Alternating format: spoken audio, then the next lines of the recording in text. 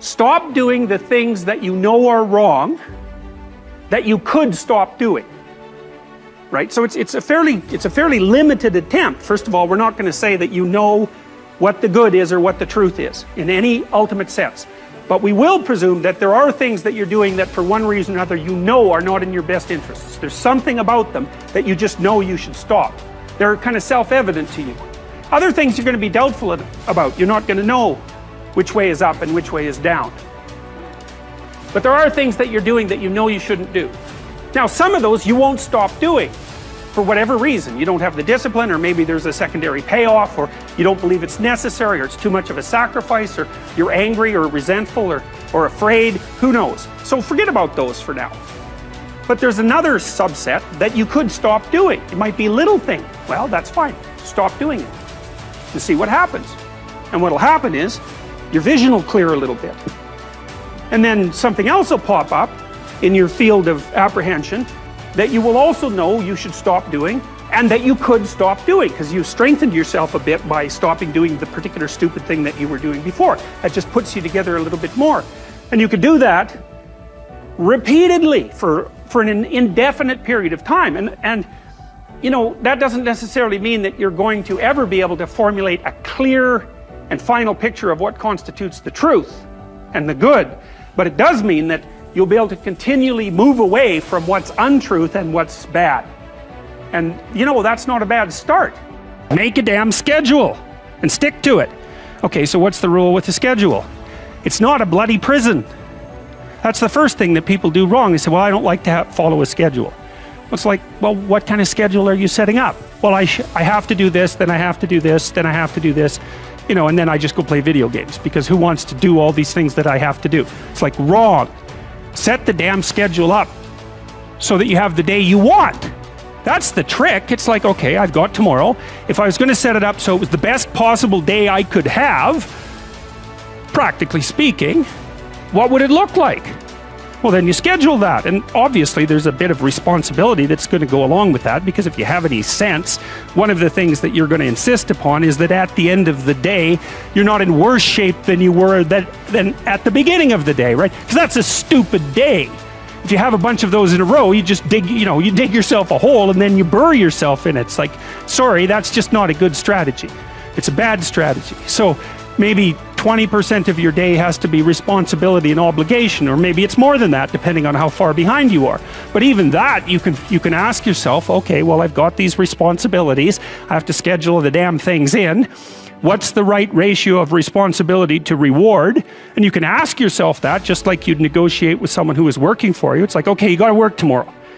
Okay, so I want you to work tomorrow. And you might say, okay, well, what are you going to do for me that makes it likely that I'll work for you? Well, you could ask yourself that, you know. So maybe you do an hour of responsibility and then you play a video game for 15 minutes. I don't know, whatever turns your crank, man. But, you know, you have to negotiate with yourself and not tyrannize yourself. Like you're negotiating with someone that you care for, that you would like to be productive and have a good life. And that's how you make the schedule. It's like, and then you look at the day and you think, well, if I had that day, that'd be good. Great.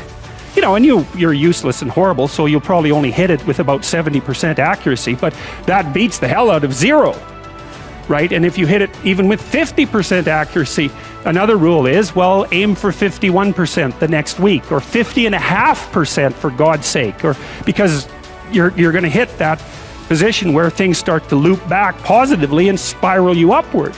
Sometimes, you know, I can't sleep at night because I'm thinking about something, and usually what I'll do is go write it down. I have some writing to do, so I get up and I go write down what I'm thinking, and that usually does the trick.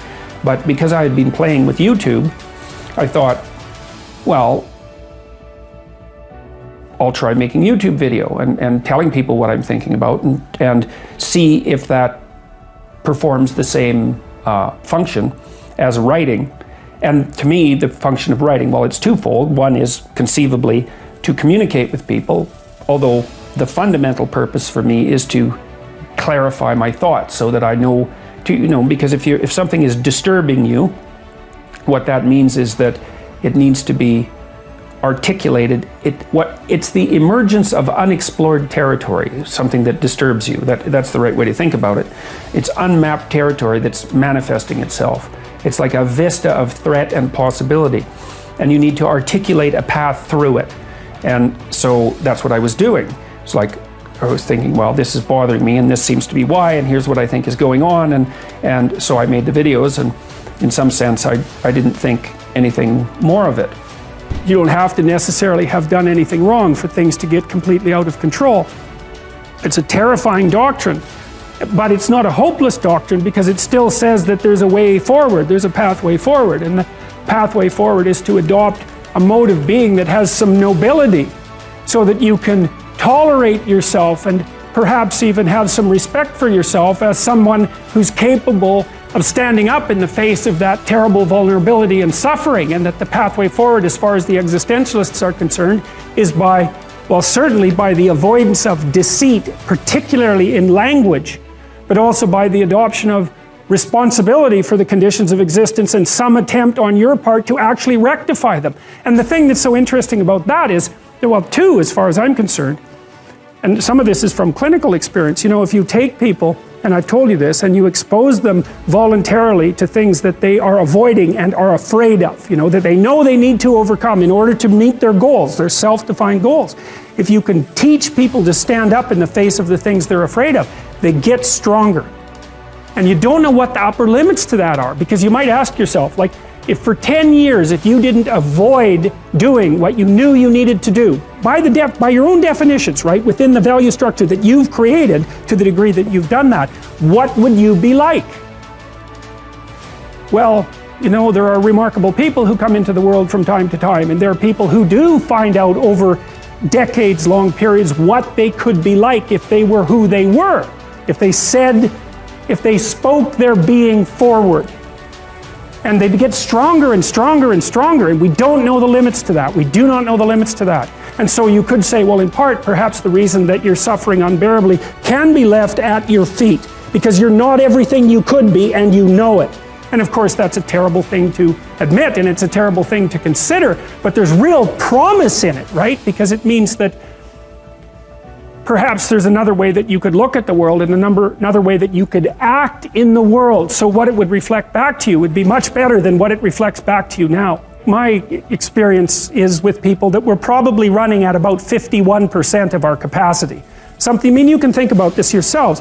I often ask undergraduates how many hours a day you waste, or how many hours a week you waste. And the classic answer is something like 4 to 6 hours a day. You know, inefficient studying, watching things on YouTube that not only do you not want to watch, that you don't even care about, that make you feel horrible about watching after you're done. That's probably 4 hours right there. You know, you think, well, that's 25 hours a week, it's 100 hours a month, that's 2.5 full work weeks, it's half a year of work weeks per year. And if your time is worth $20 an hour, which is a radical underestimate, it's probably more like 50 if you think about it in terms of deferred wages. If you're wasting 20 hours a week, you're wasting $50,000 a year. And you are doing that right now. And it's because you're young, wasting $50,000 a year is a way bigger catastrophe than it would be for me to waste it, because I'm not going to last nearly as long. And so if your life isn't everything it could be, you could ask yourself, well, what would happen if you just stopped wasting the opportunities that are in front of you? You'd be who knows how much more efficient, 10 times more efficient, 20 times more efficient. That's the Pareto distribution. You have no idea how efficient people get. It's off the charts. Well, and if we all got our act together collectively and stopped making things worse, because that's another thing people do all the time, not only do they not do what they should to make things better, they actively attempt to make things worse because they're spiteful or resentful or arrogant or deceitful or homicidal or genocidal, or all of those things all bundled together in an absolutely pathological package. If people stopped really, really trying just to make things worse, we have no idea how much better they would get just because of that. So there's this weird dynamic that's part of the existential system of ideas between human vulnerability, social judgment, both of which are major causes of suffering, and the failure of individuals to adopt the responsibility that they know they should adopt. It isn't merely that your fate depends on whether or not you get your act together and to what degree you decide that you're going to live out your own genuine being. It isn't only your fate. It's the fate of everyone that you're networked with. And so, you know, you think, well, there's 9 billion, 7 billion people in the world. We're going to peak at about 9 billion, by the way, and then it'll decline rapidly, but 7 billion people in the world, and who are you? You're just one little dust mote among that 7 billion, and so it really doesn't matter what you do or don't do, but that's simply not the case. It's the wrong model, because you're at the center of a network. You're a node in a network. Of course, that's even more true now that we have social media. You'll know 1,000 people, at least over the course of your life. And they'll know 1,000 people each, and that puts you one person away from 1 million, and 2 persons away from 1 billion. And so that's how you're connected, and the things you do, they're like dropping a stone in a pond. The ripples move outward, and they affect things in ways that you can't fully comprehend, and it means that the things that you do and that you don't do are far more important than you think. And so if you act that way, of course, the terror of realizing that is that it actually starts to matter what you do. And you might say, well, that's better than living a meaningless existence. It's better for it to matter. But I mean, if you really asked yourself, would you be so sure if you had the choice? I can live with no responsibility whatsoever. The price I pay is that nothing matters. Or I can reverse it and everything matters. But I have to take the responsibility that's associated with that. It's not so obvious to me that people would take the meaningful path. You know, when you say, well, nihilists suffer dreadfully because there's no meaning in their life, and they still suffer. Yeah, but the advantage is they have no responsibility. So that's the payoff, and I actually think that's the motivation. Say, well, I can't help being nihilistic. All my belief systems have collapsed. It's like, yeah, maybe. Maybe you've just allowed them to collapse because it's a hell of a lot easier than acting them out.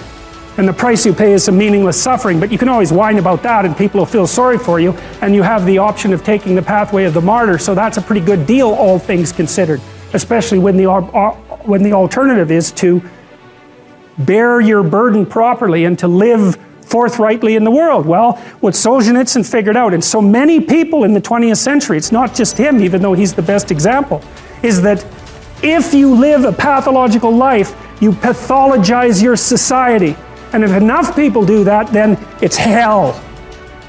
Really, really. And you can read the Gulag Archipelago if you have the fortitude to do that, and you'll see exactly what hell is like. And then you can decide if that's a place you'd like to visit, or even more importantly, if it's a place you'd like to visit and take all your family and friends. Because that's what happened in the 20th century.